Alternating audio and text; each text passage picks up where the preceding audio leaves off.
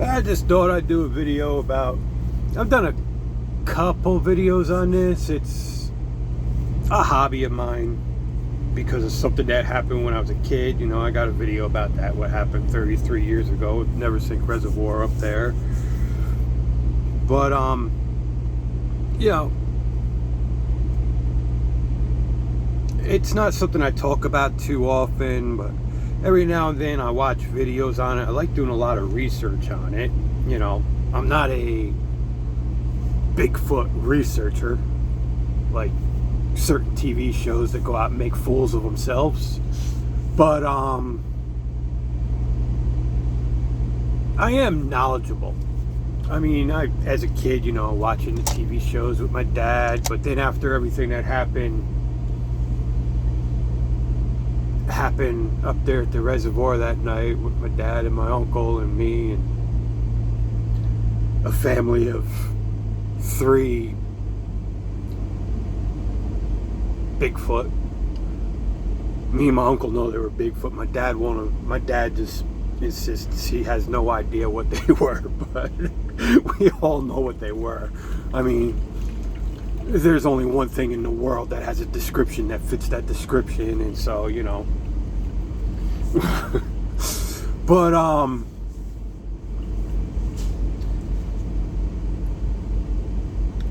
I was recently out in Eagle Canyon, Utah, and I actually did a little video for my PD Got Mad Arts because I like getting pictures of things. You know, I get pictures that I use all the time for my artwork, but then I also like getting pictures of the sunsets and different sky palettes, and, you know, when I'm around bodies of water, different, you know, whether it's a nice smooth body of water or there's a lot of roughness in it, different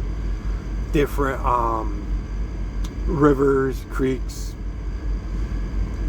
different periods of the ocean where, you know, big waves, little waves, because I use all that stuff for my photographs for when I change photographs around. That's how I make all my backgrounds and color manipulations, and, you know, that's a big part of it. Like I have a couple pictures people don't realize, but the whole color palette is a sunset. Yeah, I turn it into a black and white, and then I add some colors of my own to change things, but then, you know, the main color palette itself is actually a photograph I took of a sunset. I have a couple pictures like that. So that's how I get a lot of the color palettes that I use. So I did this video. You know, I was getting little clips because my phone, I had 15% battery life left, so I didn't want my phone dying before I got over there, but I wanted to show where I was going and how I was getting there. I thought it would make a cool video. And so, you know, I posted all those parts of the video. All the first half of what happened is all posted in that video with my color palettes. What's not in that video is what happened after I got my photos.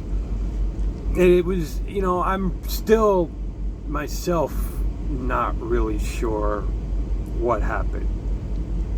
I tell people all the time, you know, because I have no doubt that Bigfoot is real. I have absolutely no doubt at all in this world that Sasquatch are real. But I'm not one of these people that, you know, every single shadow in the wood is a Bigfoot. Every single noise that sounds like a wood knock is a Bigfoot. Every single noise that sounds like a rock clunk is a Bigfoot. Everything moving that I can't make out detail, it's a Bigfoot. You know, I'm extremely skeptical. And I don't blame a lot of the people that, you know, outside of these, like I said, like them idiots on TV, and some YouTubers also out there are just as bad. But, you know, regular people, I don't blame them when, you know, they don't understand what they saw and they believe it could have been a Sasquatch, and, you know, they completely believe it, and the experience leaves them scarred just the same as someone who, you know, like me, my dad, and my uncle, you know, face to face with them pretty much. So, you know, I don't blame them for believing that they saw them. And in some cases, you know, they did. You just can't prove what they saw, but there's enough there to be like, you know what, that's definitely not a bear, or that's not some wild animal, or that's not some idiot out in the woods playing games. Sorry, I'm here at a receiver right now. I just spent over 7 hours doing a 3-hour drive across California to get to this receiver.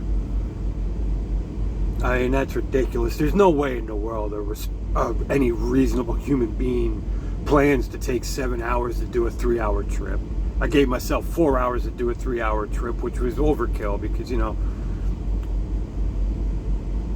when you drive a truck for a living, you calculate how many hours it's going to take, you add 10%, and that's your ETA. So I actually gave myself more than 10% to, you know, gave myself 3 hours to make a 4-hour trip, or 4 hours to make a 3-hour trip, and it took me over 7 hours. I mean, no reasonable human being on the planet says, oh, well, it's going to take me twice as long to make this little trek. But anyway, you know, there's a lot of people that, you know, they really believe they saw something. And, you know, there's a lot of times where, you know, video or pictures or whatever, it's even to, you know, anybody, you just don't know what was there, you know. So, but I do think that, you know, a majority of Bigfoot sightings are misidentification. I'm not saying that they're all, because I know that all of them aren't. And there's a lot of them where it's clearly, especially once you've ever seen one, it's clear what you're looking at, even though, you know, there's issues with the image. Or I got this one image that I found online. Actually, I can't remember if I found the image or if I found the video, and I went through the video screen by screen, and I found this one really good clip to take a screenshot, and then I ran the screen. It's either an image or a screenshot, but I ran it through a filter that turns it into a black and white drawing, which is something that I do with photographs that I take to turn a regular picture into something completely different. I do it for people, you know. But that's what I do with my art channel. I work with photographs with this same kind of software. So I turned the image into just a regular black and white sketch, a fine line pencil sketch. And the thing was, when you look at this image, you're looking at this image in color, and it's clear that this was a face in the trees. There was no doubt about that. There was definitely some kind of a face in the trees. And we could argue all day what that face was prior to this, but there was definitely a face in the tree. But what I thought was a little hill in front of the tree, I thought it was like a dirt pile or something. It wound up being more like a blind. And so there was a lot of things that you couldn't even see in the picture without having really, you know, sophisticated computer software to actually enhance that photo itself. But by using this sketch program, it did the same thing. And what happened was, it showed the face clear as day, and it showed the shape of the eye clear as day. It really brought out the shape of the eye, and it became obvious that this was not a bear.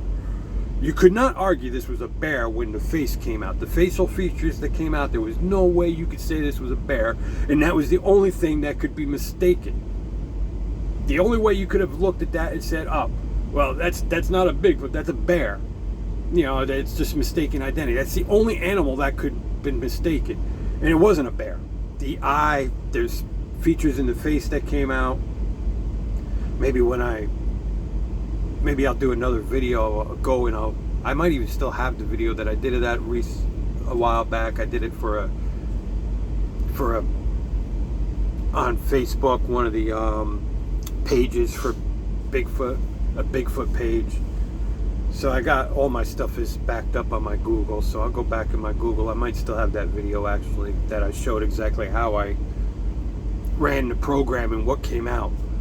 But the face is clear. It's obviously a face. It's not a human face, but it's very human-like. And then the arm, you can actually see the arm, and there's a little bit of muscle tone that comes out. And then you can see the legs, and then the legs disappear behind the blind, but the one leg, the foot, came out past the blind. And clear as day, this is a foot. You can't see it so much in that image, but when you run it through this process, that foot came out clear as day. It's toes. And at first I thought, okay, that can't be a foot. That's a mistake. And I ran it through a couple other different sketch programs and a couple other I actually used a couple I went and I got a couple different apps off the Google store and tried running it through some of them art filters and stuff like that. And no matter what I ran it through, that foot came out. Even though you can't really see that foot in the picture, every single program that ran through, that foot came out, and that foot was always there. And you can see the toes, and it's a big foot. You can see the toes and everything else. So, you know, it's obvious what that picture was, and it's not somebody back there in a monkey suit. That's clear too. It's not somebody in a monkey suit. The foot makes it clear that it's not somebody back there in a monkey suit. And like I said, there's some parts, even the leg, there's some muscle that you can see the detail in the muscle. So it's something that, you know, I'm always interested in things with Bigfoot. And I've been watching a lot of videos lately since, you know, my encounter, it re-piqued my interest. Because I have a lot of, I drive a truck for a living, so I'm always busy. So I try to keep myself occupied, and I try to not just get stuck into one hobby. And I just try to stay away from the news anymore. I really don't watch the news.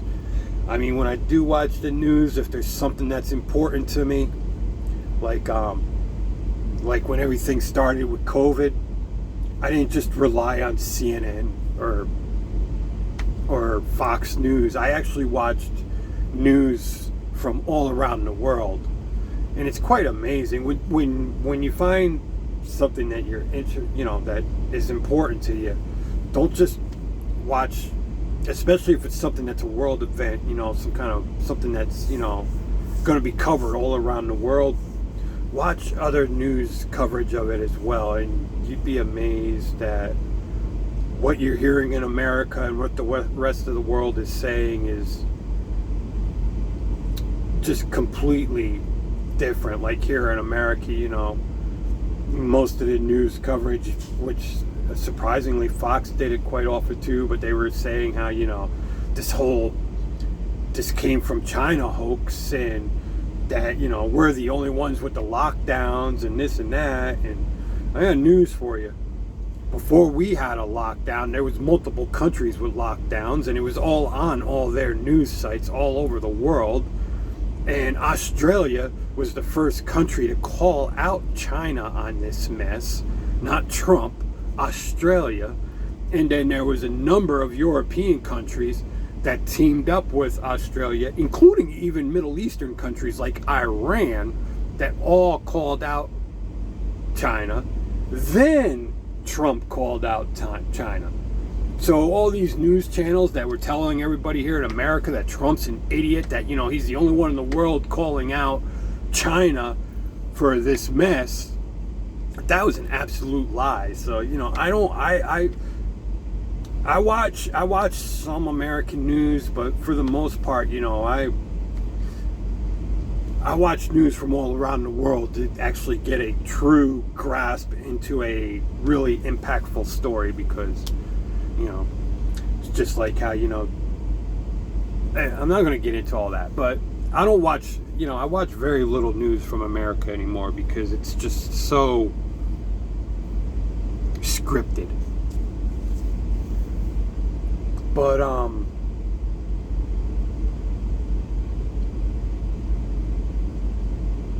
I really do pay attention to, you know, pretty much everything that's out there on Bigfoot. You know, like I said, I don't spend every single day on the topic, and I don't spend every single day watching YouTube videos on the topic. But you know, once or twice a week, sometimes, you know, I'll take 2 or 3 days in a row, you know, after I haven't paid attention to anything for a couple weeks, and just get caught up on what's out there. And I look at everything, though, very skeptically. I mean, even with what happened to me out here recently at Eagle Canyon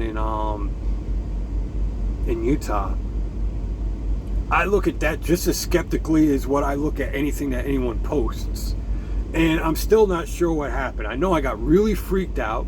I know I've never been lost in the woods. Never in my life have I ever been lost in the woods. That's why my dad used to always take me hunting with him. That's why I was the only one that always went out and I pushed the deer for my dad and his friends, because I don't get lost in the woods. And I can't explain to you what happened, but anybody who's familiar with Eagle Canyon off of I-70, they know what that area looks like. If you're familiar with it, you know what that area looks like.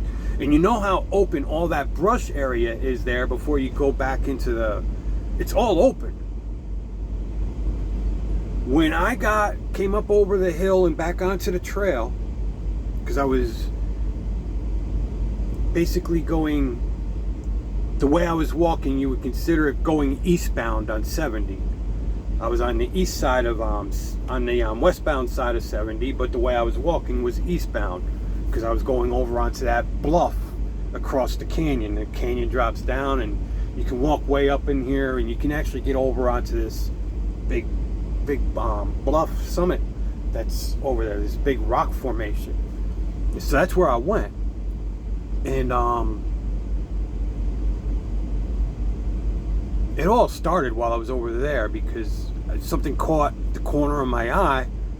I saw something big move down in the canyon, because I was up on that bluff and I was getting ready to take pictures of the sunset. But before I took pictures of the sunset, I did a video just to show everybody what it looked like from a different vantage point, because normally this big rock formation is in your way, so you don't see that side over there. And there was brush down there, you know, it's 500-600 feet down below, down into that canyon, way down into that valley.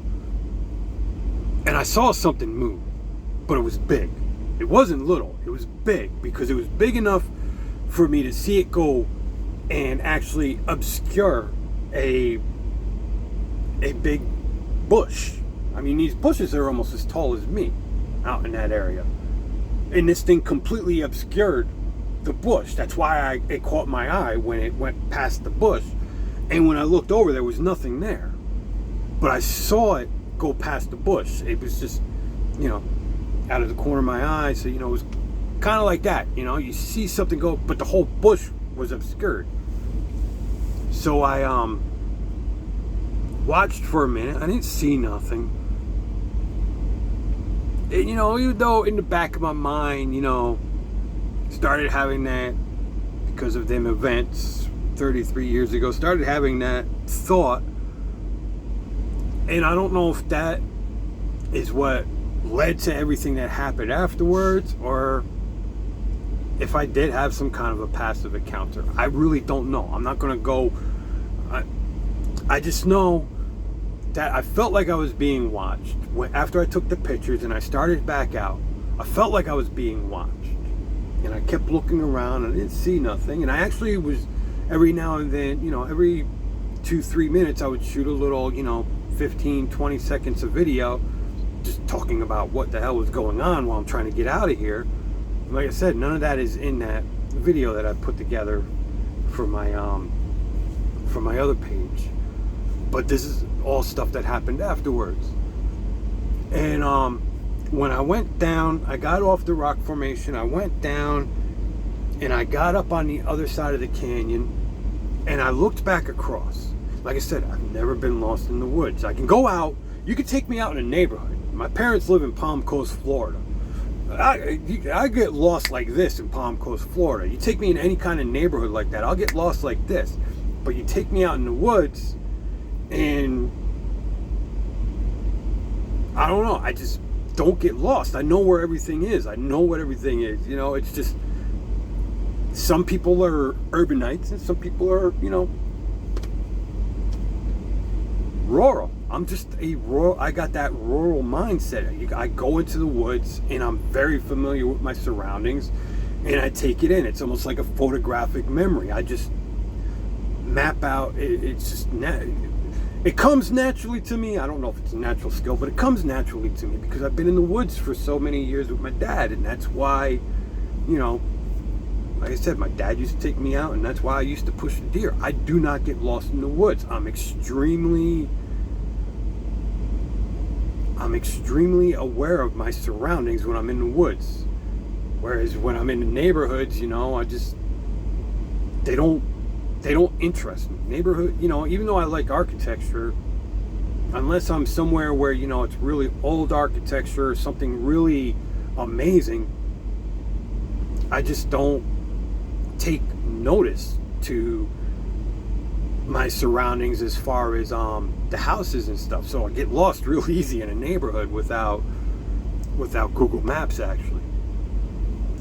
But there was this one bush, and I shot a video of the bush twice. The first time I shot the video of the bush, I pointed out that, you know, it's a really thin bush.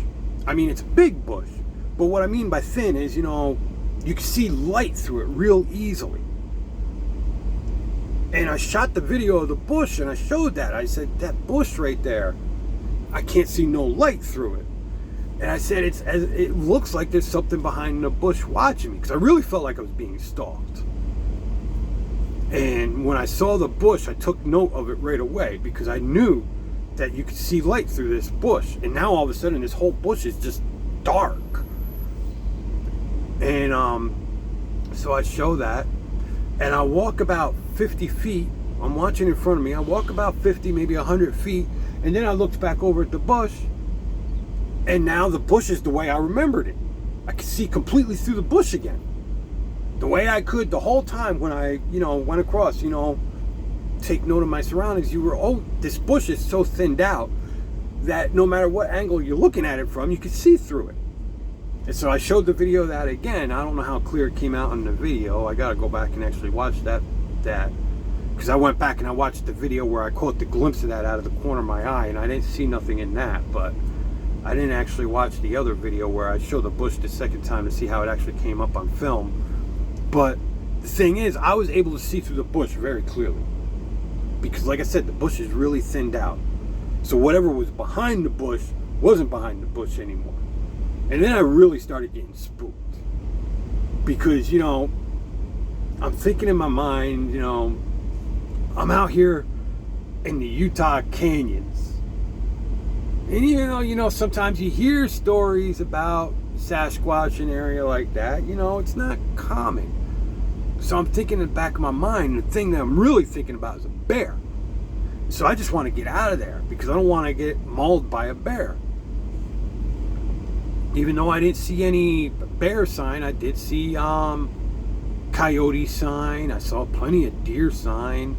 Actually, I had fresh deer, because there was a deer that apparently at some point crossed my path after I walked through, because I pointed it out that the deer, it was in between what happened with the bush and when I crossed the canyon. Even though I was being spooked out, I was paying attention to my surroundings, and I actually saw a fresh deer scat inside one of my boot prints. So somewhere along the line, a deer had actually come across there that I'd missed, probably while I was taking pictures or something. But a deer had come across there, and it shit right in my boot path. So I was, you know, highly aware of my surroundings. I go down into this little dip, and I come back up, and when I come back up and over the top of the dip, I can see the bushes in front of me. I can see the top of the restrooms, outhouse basically, and I can see the light above the restroom. And like I said, anybody who's familiar with this area, the bushes through there are pretty well thinned out. I started going through the bushes, and all of a sudden, it just felt like the bushes were on top of me. Like I said, I don't know if it's because I was really stressing out and I was starting to panic, but it wasn't dark yet. It was getting dark, but it wasn't dark yet. I was able to see my pathway pretty clearly. But it felt like all the bushes were on top of me. And the other thing is, it only takes a minute to walk from when you get onto the trail to the outhouse. Literally a minute. Maybe even 45 seconds, but it takes no more than 60 seconds. It's that small of a little pathway there. And it felt like I was in there for 5 to 10 minutes trying to find my way through the bushes. I kept losing track of the light. The light kept disappearing. I mean, the bushes are only about as tall as me, but the light is way up here. The light keeps disappearing. I keep losing the light in the bushes. I keep losing track of the outhouse, which normally any other time you can see this clear all through these bushes because the bushes are spread out. By the time I got out of there, man, I was hyperventilating. I mean, my heart was... It was just... And like I said, I don't know if it's just that I was having a panic attack because of what happened when I was younger, and it was just the combination of the other events that were going on, and it just put me back in that situation. But I know, even though I've had some passive encounters since then, I've never seen one that I'm sure of since that night 33 years ago. But when you're being watched, you know you're being watched. And once you've experienced the feeling of being watched by one of these things, it's the only time you're ever going to feel that feeling the way you feel it when you're being watched by one of these things is when you're being watched by one of these things. It's not just that feeling that you get when you're in the mall when someone's looking at you and you turn around and you look right at them because you know exactly who. It's not that subtle feeling. This is a deep, primal, survival instinct feeling. I mean, it's when that sixth sense, because we have that sixth sense. That is a sixth sense. It's not something that, because we live in the society that we live now, and that we have lived in for, the last 2,000 years or so, but it's a remnant of a sense that we have from when we were still, hunter-gatherers and scavengers, and it's a sense from our original origins. That's what that feeling is. That's why you can do that. That's why you can have that feeling that someone's watching you. You can turn around and you can look directly at the person that's watching you, and you know that was the person that was watching you. That's a remnant of a sense that used to be really strung up high so that we could survive. That's how one of the reasons why the human species survived. It was that sense.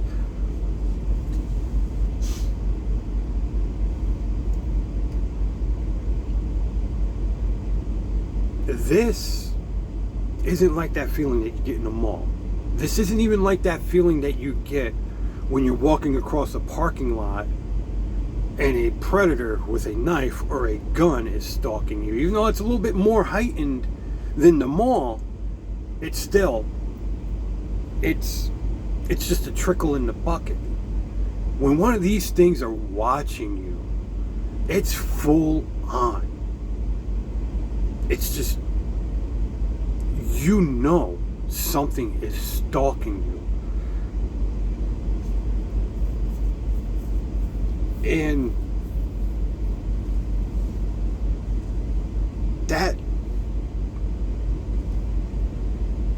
was the feeling I had that night. So, you know,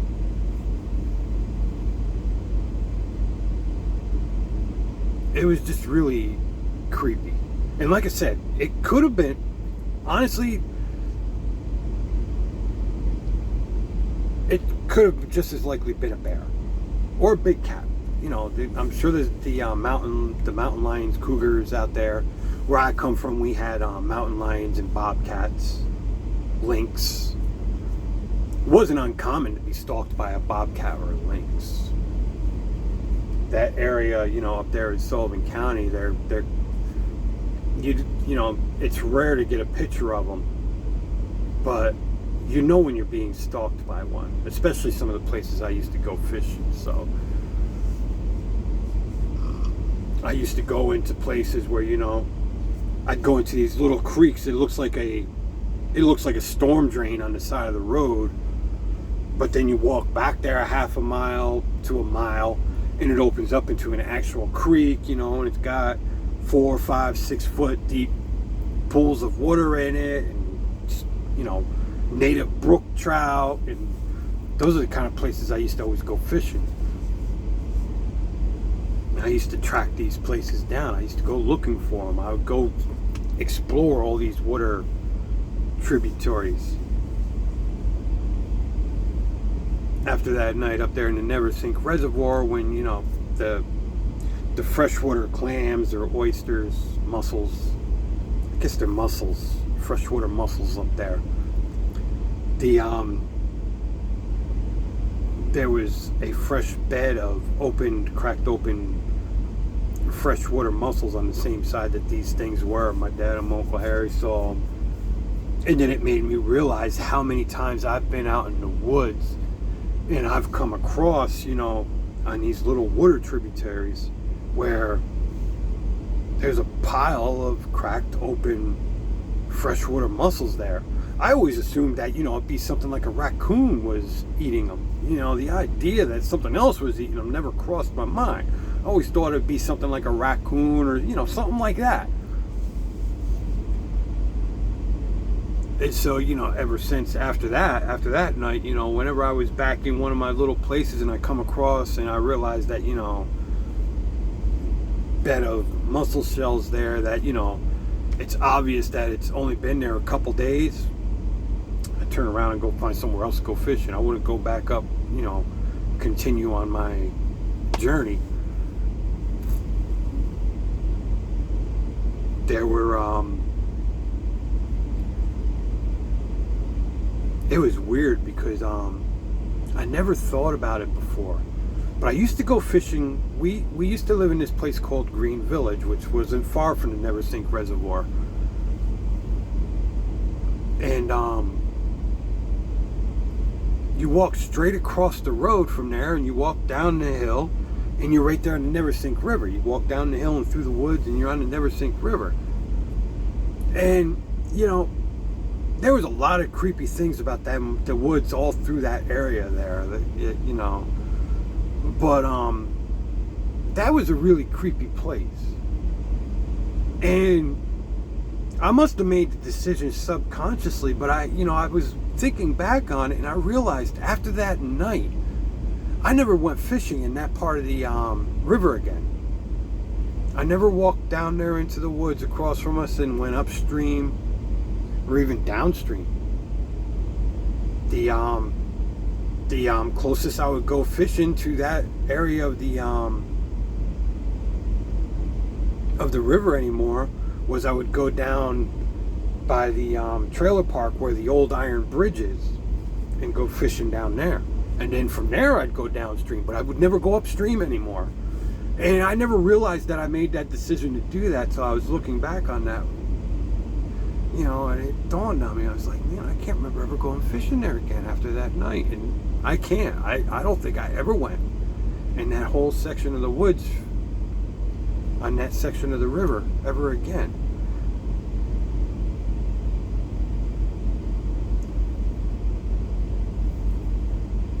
You know, there was a couple things that, you know, and I never really went night fishing after that again. There was, you know, I can't say I never at all went night fishing again, but I never went by myself again. But I would go with Danny.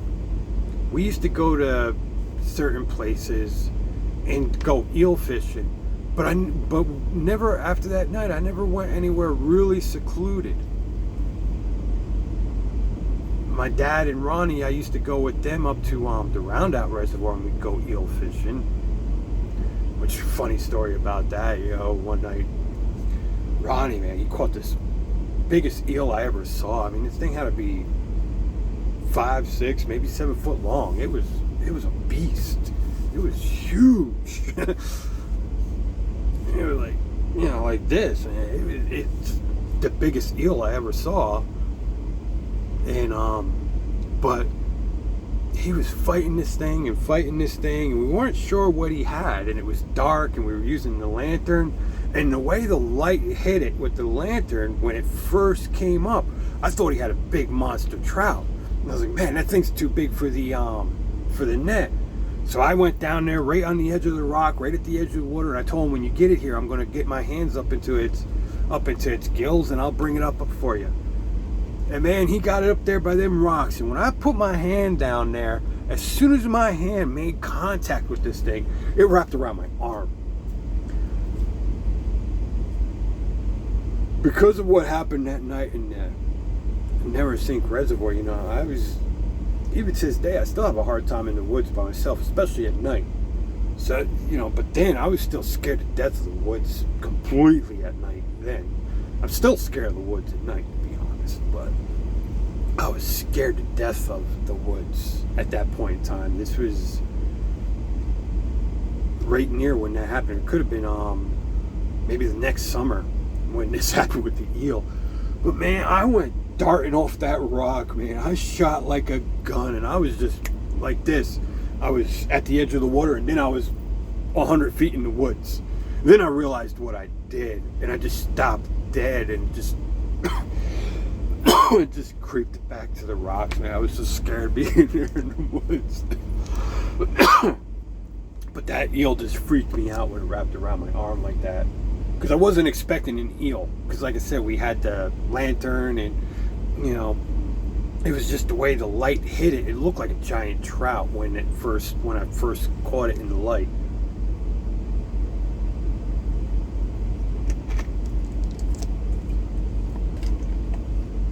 But yeah, I don't want this to be too long. I mean, I wanted to get into some more things. Cause I'd really like to meet some people that want to have real conversations about what Bigfoot is and what it can be. And I've started having more theories about it because there's something that I've looked for my whole life, which, you know, I'll do a video about that someday. I don't want to say it now because then everybody's going to think I'm nuts. But because I've been looking for that my whole life, when I was 12, 13, 14, 15 years old, all the stuff that Graham Hancock writes about today, he writes about a lot more too. He's found other things that I wasn't aware of. But I'd say 50 to 60% of what Graham Hancock writes about, I found all that stuff just by digging through old lore and old books and just reading up on history and archaeology and mythology and all these things. And so I made a lot of the same connections that Graham Hancock has made. And he's made more connections than I made. Obviously, the guy's got a PhD. But I was looking for something very specific, which I'll do a video about that someday. Because it kind of, after studying Graham Hancock, and I've studied 2 of his books so far, I've started making the connection between the things that I found then and the things that I've learned since about Sasquatch, and then the other lore around the world. And there's a lot of connections around the world with a lot of different things. And it hasn't stopped me from looking for what I've been looking for. And it hasn't changed my mindset on what I think I found in Chesapeake Bay completely. I don't think what I found in Chesapeake Bay, I think, is still connected to what I thought it was, but it's just not exactly what I thought it was. So I just don't want to get into details about it. Like I said, everybody's going to think I'm nuts. But, I would like to find some people that, are really interested in Bigfoot and have theories about it. Not just from, here in North America, like in South America. There's old ruins that are highly advanced, and they predate, kind of like there's a lot of stories from Egypt where they refer to them as being stories handed down by their ancients, that these are, let the cat out of the bag. Atlantis is a story. They had a map, and the map was of a land that was lost during the days of their ancients. And they're not the only ones that have stories of a civilization. In the Mayan culture, and in the, the Mayan culture, there's some of it in the Aztec culture too, where they refer to another culture that took place in the time of their ancient ancestors. And there's a city, I'm not going to try and pronounce it off the top of my head. I got to look it up later. I'm not going to try. I'm going to butcher it. But the Mayans say that the ancient the city was built for their ancient ancestors by this race of giants. And there's a lot of cultures around the world that, they all say the same thing about these really sophisticated ruins that seem more sophisticated than the ruins that their culture themselves built, like the Mayans and the Aztec. When you look at these ruins that are older than their ruins, the older ruins are more sophisticated. Even in Egypt, when you look at all the different pyramids, there's a lot of speculation that the Sphinx and the Great Pyramid are older than all the other pyramids there.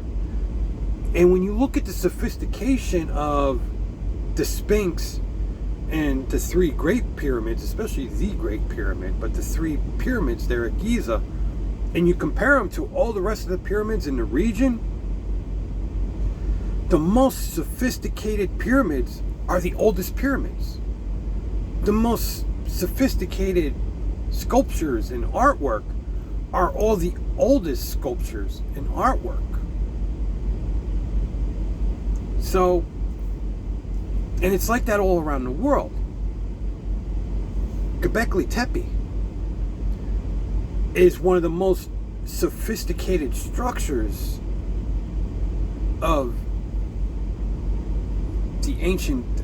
our ancient history, and in all honesty, it's one of the most complex structures ever built.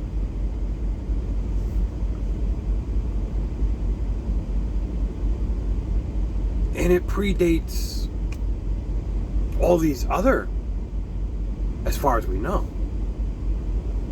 A lot of these ruins could be older than what we're thinking, because it's kind of hard to date rock. You can date what's inside. You can date what was buried with it. And so, like, we know Göbekli Tepe from radiocarbon dating of what's in it and the dirt that's on it and everything else. We know when it was buried. But all that tells us is this is when it was buried. So we don't know how far back further it was actually built. For we know that Göbekli Tepe could have been built 2,000 years before it was buried. It could have been built 5,000 years before it was buried. We don't know when it was built. We only know when it was buried. And it's the same with all ruins. It's really led me to starting to really think about Sasquatch in a different light, because there's all kinds of lore where they talk about these giants with gray skin, gray like stone, and even the Bible. You know, you need to remember, when was it Canaan that Moses went into? I think it was Canaan. But the 12 spies, they go down in there and they come back, and you know, everybody knows about the Nephilim. And the 12 spies come back and they say, yeah, it's the giants, the Nephilim. And in a lot of Jewish lore, the Nephilims are giants of gray skin, gray like stone. And so, you know,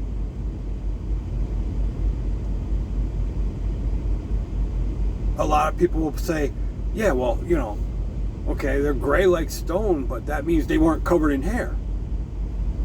We shave today.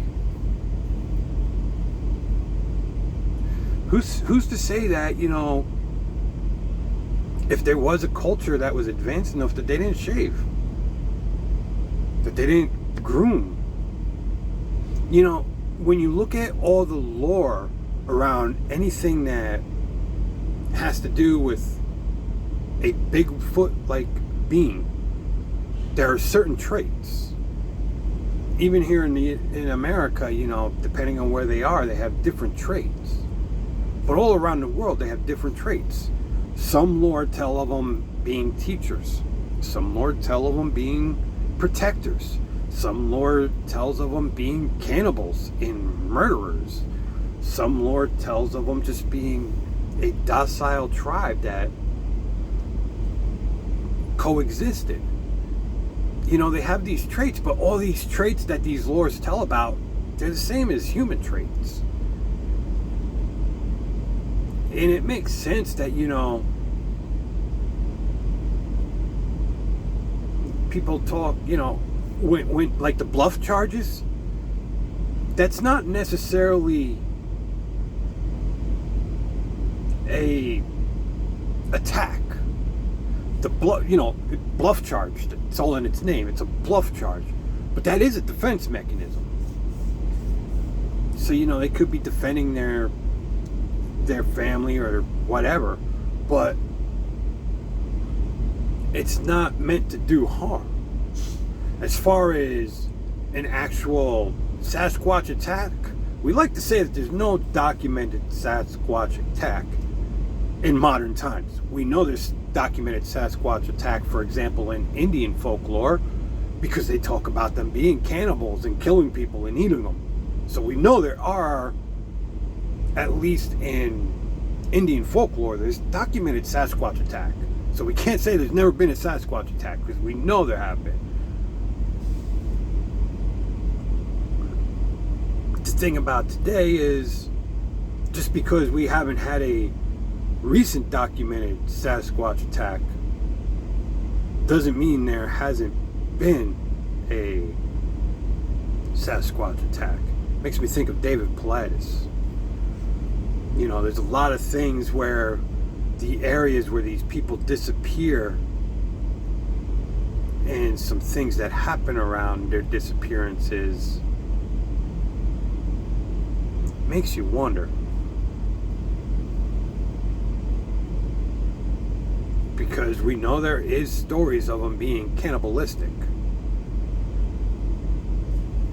You know, it's just like people in society.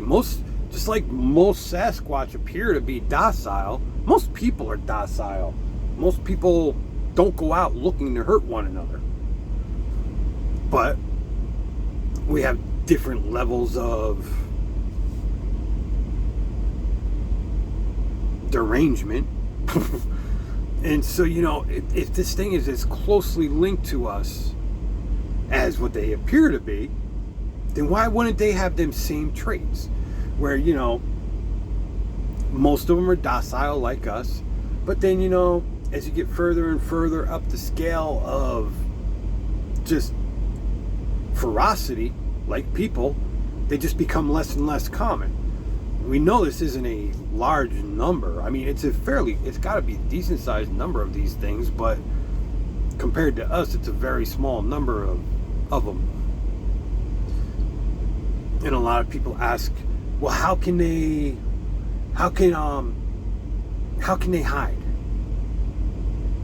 Well, I need to look up and see exactly how much of the United States. But when it comes to North America, that's from the Mexican line the rest of the way up, only 20% of all of North American landmass is actually occupied. That leaves these things 80% of North America hidden. I imagine in the United States we're probably at something like a 70% unoccupied landmass. I gotta look it up to see, but I imagine we're probably somewhere in there. We're at the most, we're probably only occupy 30% of the United States landmass. And most of our occupation is in city centers, which means that in rural America, people are more spread out than you realize. There's a lot more land in between people than you realize. So, I've been in the woods my whole life, and I've seen a mama bear and her cub with my dad. And I saw a bear crossing the road in the Ocala forest. And I've seen one bear carcass, which also was in the Ocala forest after it was hit by a car. I've never actually been out in the deeps of the woods and ever come across a bear carcass. I've never seen a bear carcass. And that's another thing too. People like to say we've never found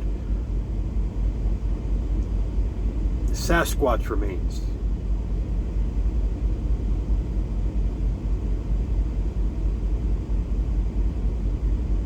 That's not completely accurate.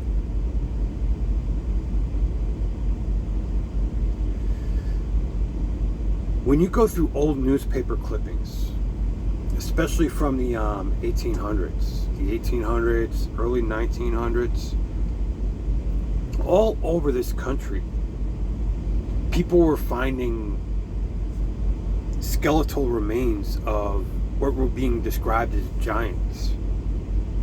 All these skeletal remains of these giants are at the Smithsonian. We don't know what the skeletal remains are. They could be big people. They could just be big people. But we don't know. They could be Sasquatch. They very well could be Sasquatch. But it's well documented that giants have been found all across the country. And I'm not talking about, some kind of fly-by-night version of a tabloid back then. We're talking about credible news outlets that had even more credibility back then. I mean, than they definitely do today. There was a time when they were actually credible news outlets, like the New York Times. There are dozens of stories in the New York Times from this era. And a lot of these small newspapers that were, up until the internet, were credible newspapers for local news. And there's hundreds and hundreds and hundreds of these stories of remains being found that were described as giants. And it's interesting to note that the remains, in most cases, when they were found, you're talking about remains that were thought to be anywhere from 7 foot tall to 10, 12, 13 feet tall. big do people always describe Bigfoot, Sasquatch, Yeti, Mepinguaro, Yowie? Well, Yowie's kind of a short one, but even the skunk ape.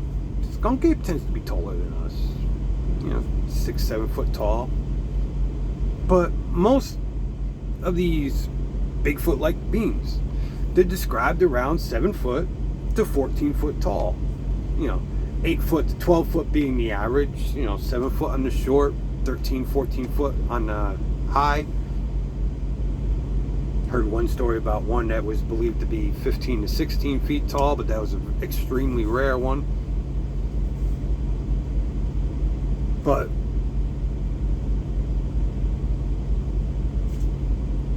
the same height that these bones are believed, the bones are believed to be of men and women of these same heights as what fit a Sasquatch description. And these are all in the Smithsonian, in storage, locked away. Lock and key. Public, nope, you can't see them. Nope, we're not going to put them on display. So, when people say there's never been a discovery of Bigfoot remains, that's still up in the air. The court's out on that one. That's not a completely accurate statement. Doesn't mean that they are Sasquatch remains, but it's the fact that it still hasn't been disclosed what they are. And it's the fact that they fit the description when it comes to height and really wide, broad shoulders. There's a lot of things about them. These skeletal remains fit the description. So, court's out on that. I know I threw a lot of stuff out on this video, and I really didn't want it being that long, but I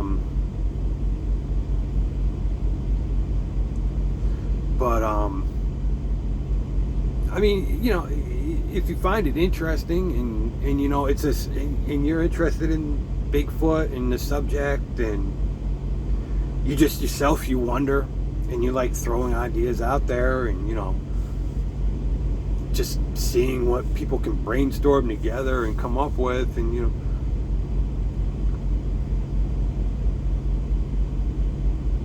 comment,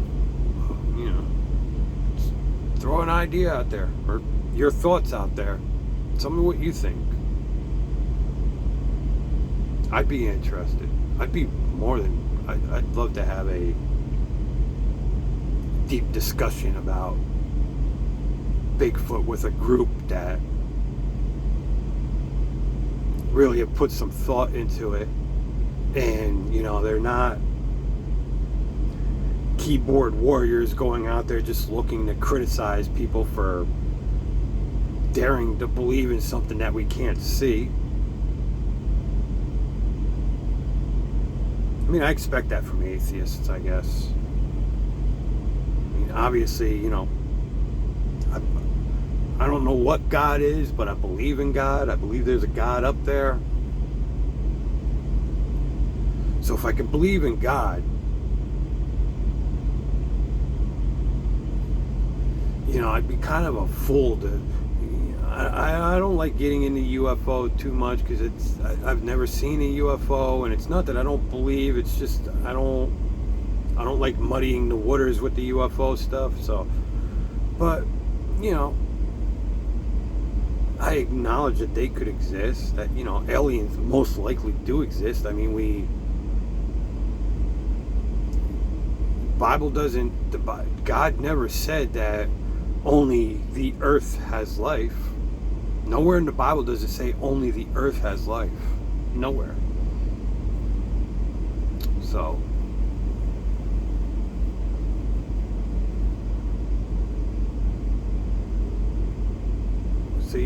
I figure, if you can believe in God, you have to be able to have at least a little bit of an open mind and say, okay, well, I believe in something that I do not see at all. I see what I believe are God's fingerprints. So if you can believe that, you have to be able to be open-minded enough to at least explore the possibility of Bigfoot being real and aliens being real. Like I said, an atheist, I can understand an atheist. I can actually excuse an atheist. If an atheist told me that, I'm batshit crazy and there's absolutely no way that what I think is a possibility, you don't believe in God, so I can see where you actually believe what you're saying. Someone who believes in God, they really don't believe what they're saying. So I can excuse the atheists when they say it, but it's most of us believe in God, so I think most of us are open-minded enough to be able to really have a civil conversation and really think about it and be like, even as remote as you may believe the possibility is, at least you got to acknowledge that there is a remote possibility.